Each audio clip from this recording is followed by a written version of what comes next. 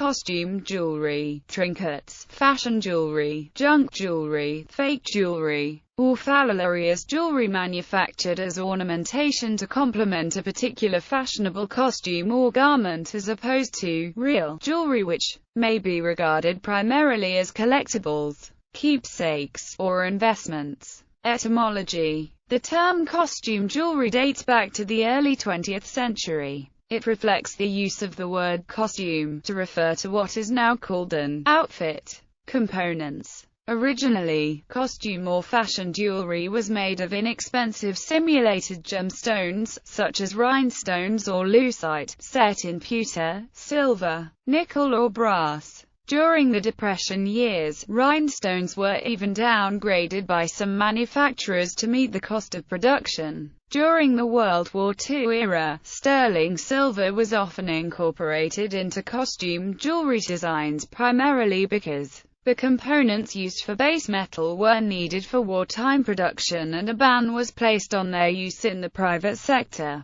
Base metal was originally popular because it could approximate platinum's color. Sterling silver fulfilled the same function. This resulted in a number of years during which sterling silver costume jewelry was produced, and some can still be found in today's vintage jewelry marketplace. Modern costume jewelry incorporates a wide range of materials. High-end crystals, cubic zirconia, simulated diamonds, and some semi-precious stones are used in place of precious stones. Metals include gold or silver-plated brass, and sometimes vermeil or sterling silver. Lower-priced jewelry may still use gold plating over pewter, nickel or other metals. Items made in countries outside the United States may contain lead. Some pieces incorporate plastic, acrylic, leather or wood. Historical expression. Costume jewelry can be characterized by the period in history in which it was made. Art Deco period. The Art Deco movement was an attempt to combine the harshness of mass production with the sensitivity of art and design. It was during this period that Coco Chanel introduced costume jewelry to complete the costume. The Art Deco movement died with the onset of the Great Depression and the outbreak of World War II. According to Schiffer, some of the characteristics of the costume jewelry in the Art Deco period were: free-flowing curves were replaced with a harshly geometric and symmetrical theme, long pendants, bangle bracelets, cocktail rings, and elaborate accessory items such as cigarette cases and holders. Retro period. In the retro period, designers struggled with the art versus mass production dilemma. Natural materials merged with plastics. The retro period primarily included American-made jewelry, which has a distinct American look. With the war in Europe, many European jewelry firms were forced shut down. Many European designers immigrated to the U.S. since the economy was recovering. According to Schiffer, some of the characteristics of the costume jewelry in the retro period were glamour, elegance, and sophistication. Flowers, bows, and sunburst designs with a Hollywood flair. Moonstones, horse motifs, military influence, and ballerinas.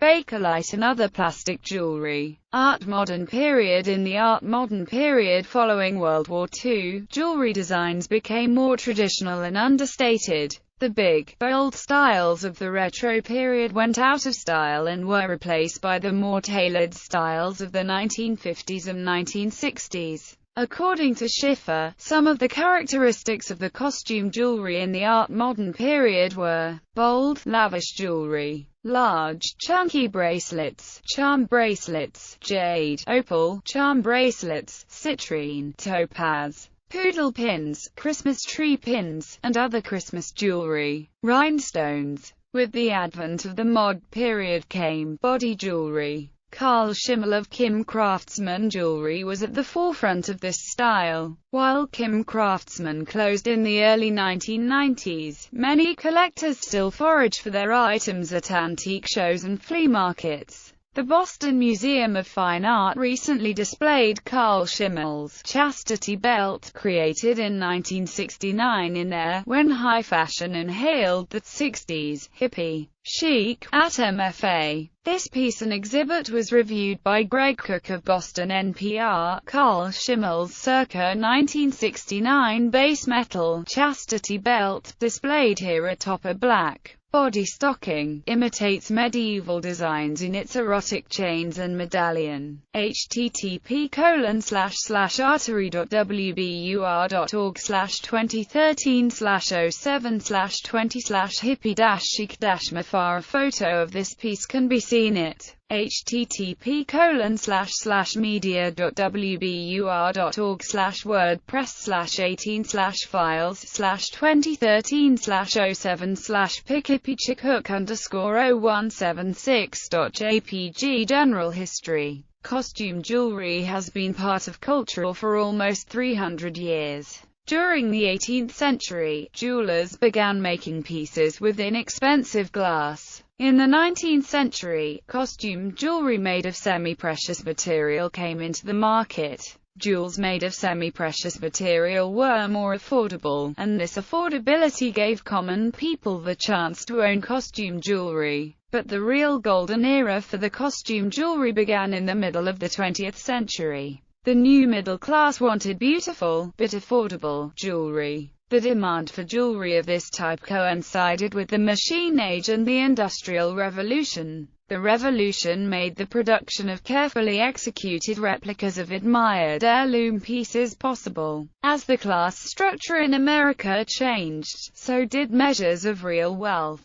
Women in all social stations, even the working-class woman, could own a small piece of costume jewelry. The average town and country woman could acquire and wear a considerable amount of this mass-produced jewelry that was both affordable and stylish. Costume jewelry was also made popular by various designers in the mid-20th century. Some of the most remembered names in costume jewelry include both the high and low-price brands Crown Triferi, Dior, Chanel, Miriam Haskell, Monet, Napier, Choreographed, Coventry, and Kim Craftsman. A significant factor in the popularization of costume jewelry was the Hollywood movie. The leading female stars of the 1940s and 1950s often wore and then endorsed the pieces produced by a range of designers. If you admired a necklace worn by Bette Davis in The Private Lives of Elizabeth and Essex, you could buy a copy from Joseph of Hollywood,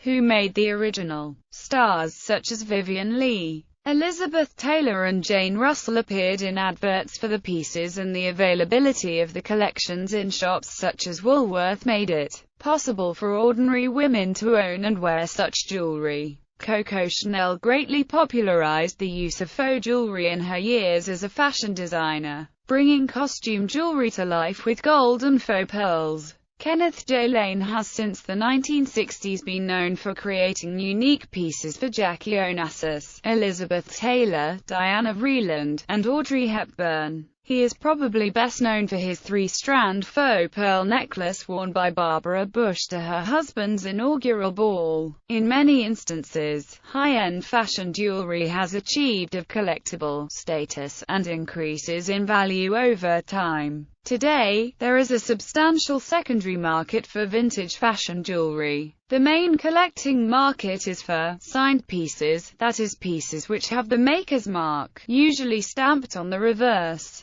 Amongst the most sought after are Miriam Haskell, Coro, Butler and Wilson, Crown Triferi and Sphinx. However, there is also demand for good quality, unsigned pieces, especially if they are of an unusual design. Business and industry. Costume jewelry is considered a discrete category of fashion accessory, and displays many characteristics of a self-contained industry. Costume jewelry manufacturers are located throughout the world, with a particular concentration in parts of China and India, where entire city-wide and region-wide economies are dominated by the trade of these goods. There has been considerable controversy in the United States and elsewhere about the lack of regulations in the manufacture of such jewelry. These range from human rights issues surrounding the treatment of labor, to the use of manufacturing processes in which small, but potentially harmful, amounts of toxic metals are added during production. In 2010, the Associated Press released the story that toxic levels of the metal cadmium were found in children's jewelry. An app investigation found some pieces contained more than 80% of cadmium.